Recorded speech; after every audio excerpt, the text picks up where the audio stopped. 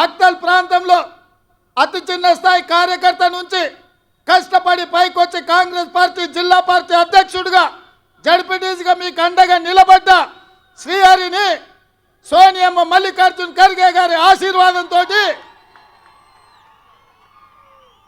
ఒక ముదిరాజు బిడ్డను ఇవాళ మక్తల్ నుంచి ఎమ్మెల్యేగా గెలిపించినాం. ఇది కాంగ్రెస్ పార్టీ వల్ల సాధ్యమైందా లేకపోతే ఇంకెవరైనా ఈ అవకాశం ఇస్తారా అని నేను అడుగుతున్నా.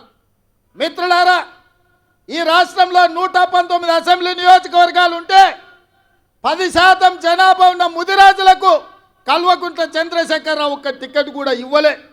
నేను ఆయనని గడ్డ మీద నుంచి చెప్పిపోయినా, ముదిరాజు సోదరులు పౌరుషానికి మారు పేరు, మాట ఇస్తే మాటకు నిలబడి తల తెగిపడ్డ మడమ తిప్పని జాతి ముదిరాజు జాతి.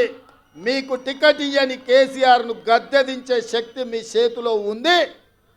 మీరు నడుం బిగించండి అని ముదిరాజు సోదరులకాయల ఈ నారాయణపేట నుంచే నేను విజ్ఞప్తి చేసిన.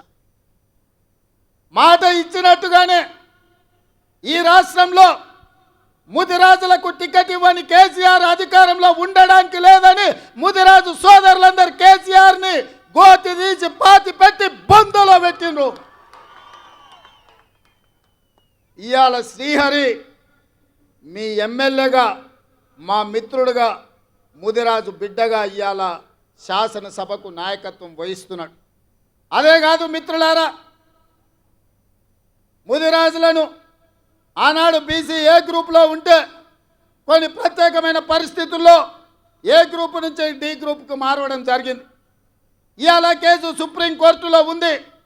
కేసీఆర్ నిర్లక్ష్యం వల్ల, కేసీఆర్ పట్టించుకోకపోవడం వల్ల, కేసీఆర్ సమర్థవంతమైన వాదన తెలంగాణ ప్రభుత్వం నుంచి సుప్రీంకోర్టులో వినిపించకపోవడం వల్ల ఇవాళ ఎన్నో లక్షలాది ఉద్యోగాల నియామకాలలో ముదిరాజు బిడ్డలకు అన్యాయం జరుగుతుంది.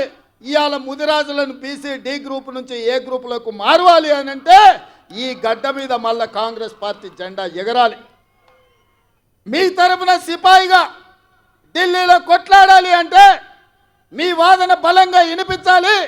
మంచి మంచి వకీళ్లను పెట్టి వాదించాలి అంటే వంశీచంద్ర రెడ్డి ఢిల్లీలో ఎంపీగా ఉండాలి. ఇవాళ ముదిరాజ్ సోదరులు, నేను ఒక్క మాట ఇవ్వదలుచుకున్న ప్రత్యేకంగా ఈ రాష్ట్రంలో ఉన్న తెలంగాణలో ఉన్న 10% ముదిరాజు బిడ్డలారా మీరు ఆలోచన చేయండి. మీ బిడ్డకు కేసీఆర్ ప్రాతినిధ్యం వహించే గజ్వేల్ సిద్దిపేట ఉన్న పార్లమెంటు మెదక్కు నీలం మధు ముదిరాజును కాంగ్రెస్ పార్టీ టికెట్ ఇచ్చింది. కానీ అదే కేసీఆర్ నాయకత్వం వహిస్తున్న మెదక్కు కేసీఆర్ వెంకట్రామరెడ్డికి టికెట్ ఇచ్చాడు. మేమేం ఆలోచన చేస్తామో, కేసీఆర్ ఏం ఆలోచన చేస్తాడో మీరు ఒక్కసారి ఆలోచన చేయండి.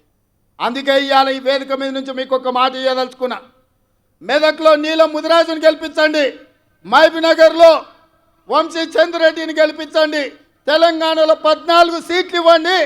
ఆగస్టు 15 తారీఖు లోపల మీ ముదిరాజు బిడ్డను మంత్రిని చేసే బాధ్యత నాది.